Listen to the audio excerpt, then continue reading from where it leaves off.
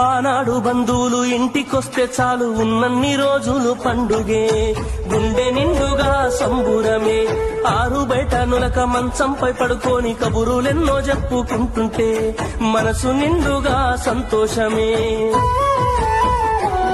వాళ్ళు తిరిగి ప్రయాణం అవుతుంటే ఇంకో రోజుంటే బాగుండనిపించి ఎక్కే బస్సు వచ్చి వెళ్ళిపోయేదాకా చెప్పులు దాచిన జ్ఞాపకమే. బరువైన గుండెతో బాధపడేది కన్నీళ్లతోనే సాగనంపేది, బరువైన గుండెతో బాధపడేది కన్నీళ్లతోనే సాగనంపేది. ఆనాటి ప్రేమలు ఏమాయరో, బంధాలు బంధుత్వమెటువాయరా.